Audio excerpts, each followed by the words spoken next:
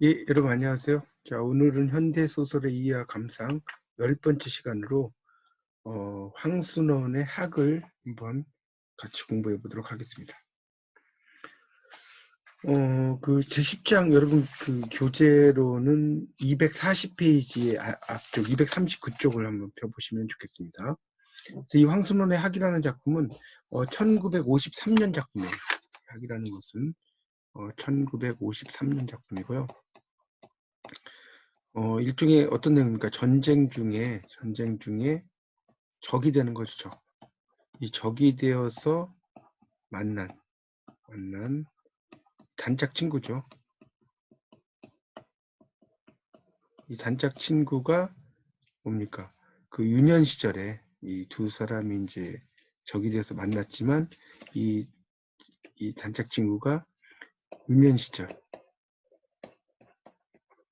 대한 그런 그 추억이죠. 추억을 통해서 우정을 회복하는 이야기입니다. 이렇게 보시면 될 것 같습니다.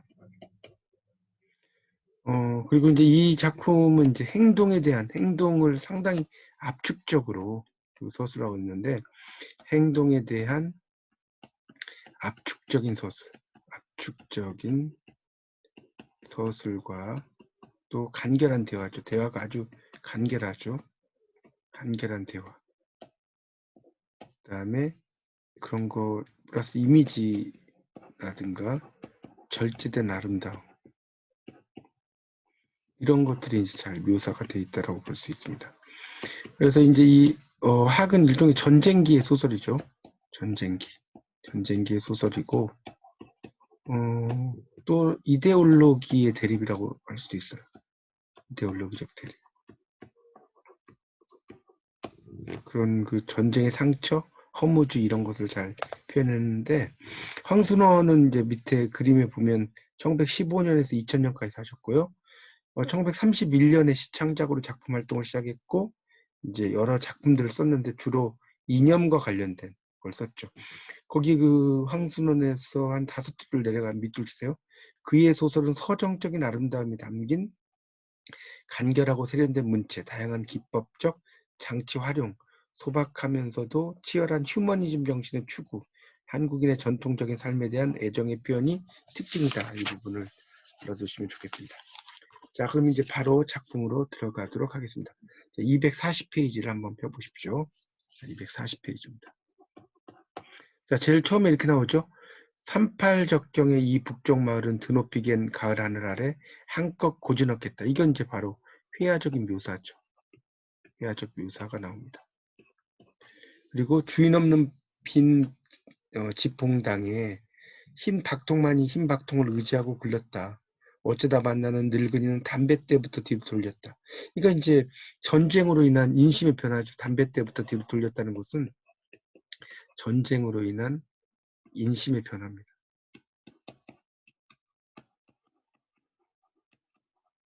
이 성삼이가 이제 7년 만에 이제 돌아온 거죠. 7년 만에 돌아온 고향이죠. 근데 이제 성삼을 피하는 이제 이야기가 나오고요. 그래서 이제 그 다음 단락에 보면 뒷산 밤나무 기슭에서 성삼이는 발걸음을 멈췄어요. 그래서 기어 올랐죠. 나무에. 귓속 멀리서 요놈의 자식들이 또 남의 밤나무에 올라가는구나. 이 부분은 이제 따옴표를 해주시면 더 좋겠죠. 요놈에부터 올라가는구나까지. 하는 혹부리 할아버지의 고함 소리가 들려왔다요. 밑줄 주세요. 고함 소리가 들려왔다는 것은 바로 청각적 묘사라고 할 수 있습니다. 그렇게 이제 볼 수 있겠고요. 그래서 이제 그 다음 단락에 보면 성삼이는 밤나무를 아는 채 잠시 푸른 가을 하늘을 쳐다보았다 나오고요. 그래서 이제 흔들지도 않은 밤나무 가지에서 남은 밤송이가 저 혼자 아람이 벌어져 떨어져 내렸다. 여기까지도 이렇게 표시를 해주시면 좋겠죠. 이제 그때 이제 오른쪽에 241쪽에 보면 임시 치안대 사무소로 쓰고 있는 집에 이르니 웬 청년 하나가 포승에 묶여 있었죠. 이 마을에서 처음 보다시피 하는 젊은이라 가까이 들여다보니까 어릴 때 단짝 동무인 덕지였어요. 나오죠.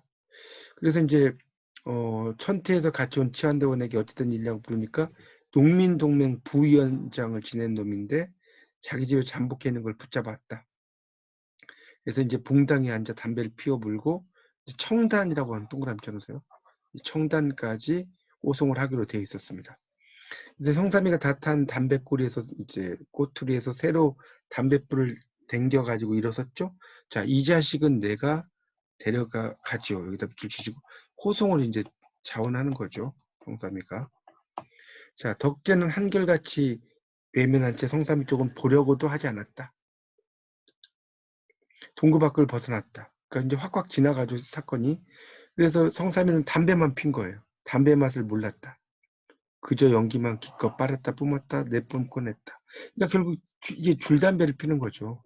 줄담배를 피는 성삼이죠. 이 줄담배를 피는 성삼은 그걸 뭐겠습니까? 착잡하고 초조하다는 것을 나타내는 겁니다. 그렇죠? 그래서 이제 거기 보면 그러다가 이제 어렸을 때 호박잎 담배를 나눠 피우던 생각. 그러니까 이건 결국 뭡니까? 덕지와의 기억이라고 볼 수 있겠죠. 그렇죠? 그래서 이제 그러니까 일단 이 작품의 시공간적 배경을 좀 살펴보면 이 작품의 시공간적 배경은 바로 전쟁기죠, 전쟁기. 전쟁기의 38 접경의 한 마을이죠. 이 이야기입니다. 그리고 이제 황해도 연안 인근 천태리. 자, 요게 이제 공간적 배경이겠죠, 또. 그래서 한 번은 241쪽 마지막 단락입니다. 어려서 덕지와 같이 혹부리 할아버지네 밤을 훔치러 간 일이 있었다. 성삼이가 나무에 올라갈 차례였다. 벼랑간 혹부리 할아버지의 고함 소리가 들려왔다. 그러니까 이게 결국 뭡니까? 이 부분은 이제 일종의 밤나무와 우리 할아버지의 기억이죠.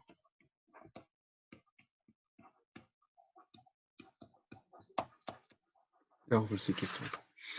그래서 엉덩이에 밤송이가 찔렸고요. 그러나 그냥 달렸죠. 그러다가 이제 밤가시가 이제 찔린 것을 이제 이 덕제가 빼주는 이야기가 쭉 나옵니다. 그래서 결국은 이제 고갯길에 다다랐다라고 하는데 이 이야기는 이제 계속해서 이 호송의 여로가 나오고 있고요. 그래서 이제 현재 이제 갈등을 하는 거죠. 친구를 이제 데리고 가야 되는데 어떻게 할지에 대한 이런 이야기들이 계속해서 나오고 있습니다. 자, 그래서 이제 거기 이제 고갯길을 다다를 때 네 번째 줄에 이런 말 있죠. 이 자식아 그동안 사람을 몇이나 죽였냐? 여기 있고요.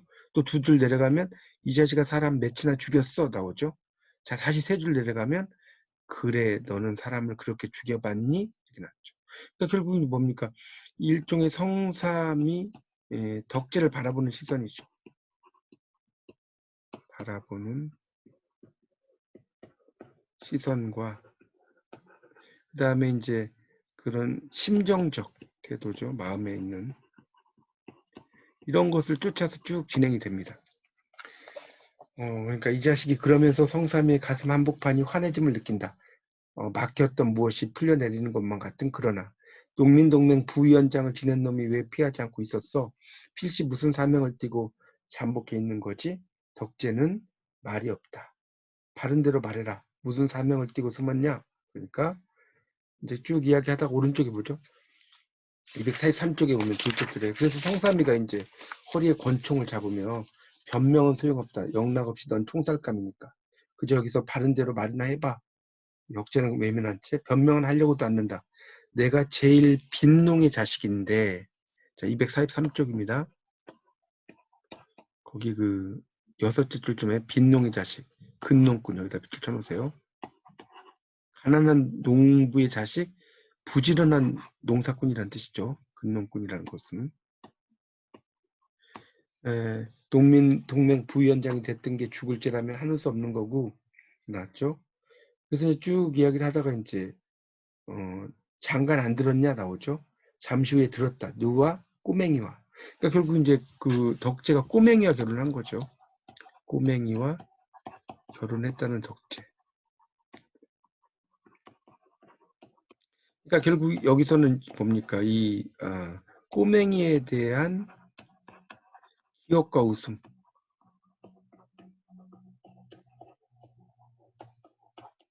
이런 것이 이제 나오죠. 그러니까 아니 꼬맹이와 거 재밌다. 하늘 높은 줄 모르고 땅 넓은 줄만 알아서 키는 작고 똥똥하기만 한 꼬맹이. 무던히 새침대기였다. 그것이 알미어서 덕지와 자기는 번번이 놀려서 울려주곤 했다. 이런 말 나오죠. 그러니까 애가 몇이나 됐냐 하니까 가을에 첫애를 낳는다. 이런 말 하죠.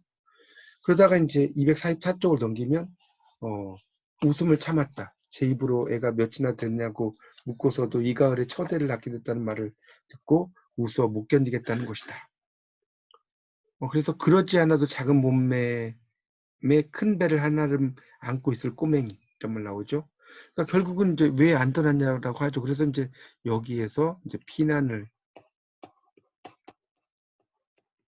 떠나지 못한 이 덕제의 사정이 나옵니다. 여기서 이제 등장을 하죠. 그래서 이제 거기 보면 이제 그렇게 하다가 이제 그 244쪽에 한 10째 줄 정도 이런 말 있죠. 나도 아버지를 얻고라도 피난 갈까 했지. 그랬더니 아버지가 안 된다는 거야. 농사꾼이 다 지어놓은 농사를 내버려 두고 어딜 간단 말이냐고 이렇게 나오죠. 그러니까 결국 이제 피난을 떠나지 못한 사정이 나오고, 그래서 이제 결국은 이제 성삼의 이제 그 이제 거기에 대한 수긍을 하게 되는 거죠. 그리고 이제 결혼한 아내까지도 있고, 그래서 이제 떠나지 못했다는 거죠. 자, 그 밑으로 내려가면 그래서 244쪽 밑에서 넷째 줄에 가을 햇볕이 자꾸 이마에 따가웠다. 일종의 심리 묘사를 이제 한다라고 볼 수 있겠고요. 이것은 결국 성삼의 이제 여기서는 이제 좀 외면을 하는 거죠. 성삼이가 자기가 이제 그런 사정이 있다는 걸 알게 되니까. 그래서 이제 햇볕이 따가움을 느끼는 거예요. 그렇게 볼 수가 있겠죠. 그래서 이제 고개를 내려온 곳에서 성삼이는 이제 발걸음을 멈추게 됩니다. 그러니까 여기서 이제 계속 고개라는 게 나오는데, 이 고개는 쉽게 말하면 이렇게 산에 정상이 있잖아요. 고개. 이 고개라는 것은 어떤 심리적인 변화죠. 심리적인 변화를 공간의 이동으로 표현하는 겁니다. 자, 그러니까 이때 그리고 이제 뒤에 가면 학이 나오는데요. 학은 바로 백이민족을 상징한다고 볼 수 있어요. 그래서 245쪽에 나오죠. 거기 보면 세 번째 줄에 보면 지난달 성삼이와 덕재가 12살쯤 때 일이었다. 어른들 몰래 올가밀로와 학 한 마리를 잡은 일이 있었다. 단정학 이거는 이제 밑에 5번에 나오죠. 두루미가에 속한 겨울철새고 만주 시베리아 등지에서 번식하고 우리나라에서는 10월 하순에 온다고 나오죠. 그 단정학이 새끼로 날개까지 얽어매고 이제 둘이서 나와서 학의 목을 쓸어 앉죠. 올라타고 야단을 했는데 이제 서울서 학을 쏘러 왔다는 말을 듣죠. 총독부 허가를 맡아서. 그러니까 이제 학이 죽어서는 안 된다고 생각을 해서 학을 풀어주는 이야기가 나와요. 그렇죠? 그러다가 이제 벼랑간 총소리가 들리죠. 245쪽 밑에서 한 10째 줄이죠. 학이 두서너 번 날개짓 하다가 내려오죠. 맞았구나. 그러나 다음 순간 바로 옆 풀숲에서 펄럭 단정학 한 마리가 날개를 펴자 땅에 내려앉았던 자기네 학도 긴목을 뽑아서 올라가는 거죠. 그래서 이제 두 소녀는 이제 그 학에서 눈을 뗄 줄 몰라요. 그러다가 이제 이 성삼이가 이런 말 하는 거죠. 밑에서 셋째 줄입니다. 얘 우리 학사냥이나 한번 하고 가자. 그러니까 이건 뭐냐면 학사냥을 제안하는 성삼이죠. 학사냥이나 하자라는 거니까. 그래서 이제 성삼이가 이런 말을 하고요. 덕제는 무슨 명령인지 몰라 어리둥절했죠. 자, 246쪽입니다. 그래서 이걸로 올가미를 만들어 놓을게 학을 몰아오너라. 포승줄을 풀어지더니 어느새 성삼이는 자풀새로 기는 걸음을 쳤죠.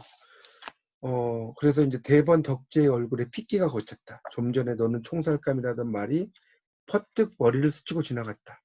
이제 성삼이가 기어가는 쪽 어디서 총알이 날아오리라.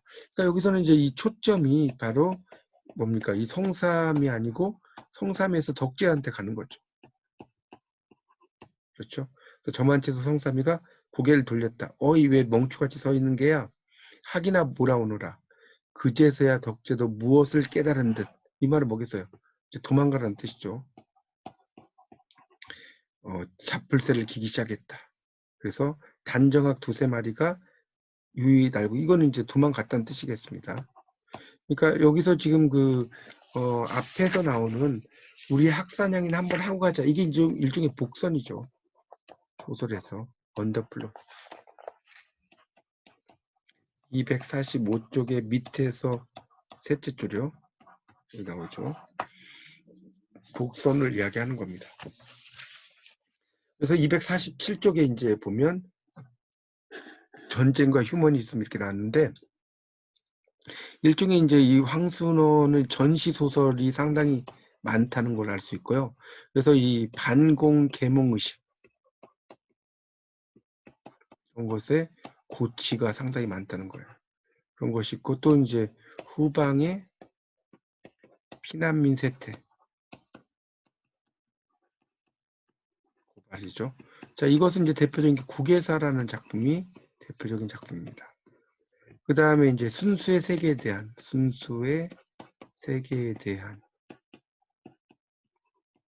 그러한 것에 대한 반동적인 몰입, 이런 것이 나타나는 게 바로 소낙이죠. 이런 작품이라고 할 수 있겠죠. 그리고 이제 휴머니즘적인 제안, 휴머니즘. 이게 바로 이제 목숨이라는 작품입니다.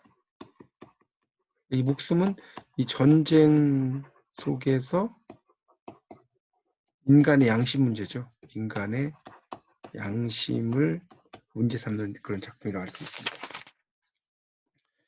248쪽에 이제 보면 2번 공간의 수학 대립과 학에 대해서 이제 이야기가 된 거니까 읽어보시고, 그다음에 유년의 기억, 매개물 이런 말도 나오죠. 그러니까 그 유년의 뭐 단정학을 잡던 이야기라든가 그런 여러 가지 밤나무의 혹부리 할아버지 이야기라든가 이런 것들 나오죠. 자, 250쪽에 보면 낭만적 해결과 서사 전략이라고 나오고 있습니다. 그러니까 거기 보면 마지막에 그 성삼은 덕질을 도와주고 우정을 회복하지만 이것으로 갈등이 해소되는 건 아니죠. 그래서 이제 포로를 놓아준 대가를 치러야 된다는 게 쭉 나오고 있습니다. 그래서 그것까지는 이제 나와 있는 건 아니죠. 그리고 덕제도 이 농민동맹 부위원장으로 일했던 과거를 숨기고 살아가기가 어려울 것이다. 이런 말도 나옵니다. 그래서 이제 이 학은 이 휴전 이전에 발표된 작품이고, 이런 분단 문제에 대한 이야기들이 쭉 설명이 되어 있다는 겁니다. 251쪽을 보시면요. 251쪽에 이제 보면 이제 이 작품 거기다 필기하시면 서정 소설이라고 할 수 있고요. 이 작품은 그러니까 일종의 서사성과 이 서정성이 같이 혼재되어 있다. 서사성과. 그래서 이 서사성이라고 하는 것은 이제 자아와 세계가 분열된 현실이죠. 그걸 이야기한다고 볼 수 있고요. 이 서정성이라는 것은 자아와 세계가 조화된 삶이다 라는 것을 알 수가 있겠죠. 그러니까 이 덕제와 성삼이 이제 가장 큰데, 덕제와 성삼이 이제 처음에는 상당히 이제 세계 속에서 어떻게 할지를 이제 모르다가 결국 이제 이 성삼이 덕제의 이야기를 들으면서 그 덕제의 어떤 상황 이런 데 많이 이제 호응을 하는 그런 관계로 나아간다라고 볼 수 있겠죠. 자, 그럼 이제 문제를 한번 5문제 정도 풀고 마치도록 하겠습니다. 자, 첫 번째는요. 성삼은 덕제를 어디까지 호송하는가. 자, 이건 아까 제가 동그라미 치라고 그랬죠. 자, 241페이지에 위에서 한 10째 줄 정도 나오죠. 성삼이는 거기 봉당 위에 앉아 담배를 피워 물었다. 덕제를 어디에요? 청단까지 호송하기로 되었다. 나옵니다.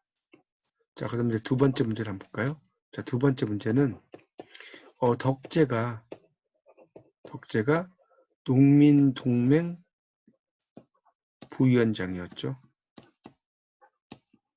장을 맡게 된 이유, 그렇게 맡게 된 이유, 이것도 제가 아까 중요하다고 말씀드렸죠. 자, 243쪽에 보면 위에서 한 6째 줄에 보면 나오죠. 빈농의 자식, 여기다 1번, 근농꾼이 2번이죠. 자, 그 다음에 세 번째 문제는요. 독재는 누구와 결혼했느냐. 이것도 아까 나왔었죠? 자, 덕재는 누가 결혼했다고 그랬어요? 꼬맹이와. 자, 243페이지. 43페이지 밑에서 한 7째 줄 나오죠? 꼬맹이라고. 자, 그 다음 네 번째 문제는요. 이 덕재가 북으로 피난을 가지 못해요. 남게 돼요. 남게 된 이유가 뭡니까? 당연히 아버지가 떠나지 않겠다. 아버지가 떠나지 않겠다고 한 거죠. 왜 그러냐면 그 농사를 안 하면 뭐 따로 할 게 없는 거죠. 그래서 이제 아버지가 그 땅 파먹고 할 수밖에 없는 그런 사이에 그런 상황이죠. 그래서 이제 떠나지 못했다는 것이 나오죠. 그 이야기는 이제 거기 243쪽부터 쭉 나오니까 한번 보시면 되겠고요. 243쪽 이하. 자, 마지막 5문제는 포승줄. 이 포승줄을 풀면서 성삼이가 제안한 거 있죠. 이게 뭐였습니까? 바로 학사냥이죠. 학사냥. 자, 이 학사냥 하는 것은 어디 나왔습니까? 246쪽에 245쪽이네요. 밑에서 셋 줄 위에 위로 올라가면 우리 학사냥이나 한번 하고 가자 이런 말 나오죠. 네, 그렇게 정리하시면 될 것 같습니다. 네, 이렇게 해서 이제 황순원의 학에 대해서 설명을 드렸으니까요. 여러분 다시 한번 소설을 잘 읽어보시면서 자, 여러분의 지식으로 만드시기 바랍니다. 이상 마치겠습니다. 감사합니다.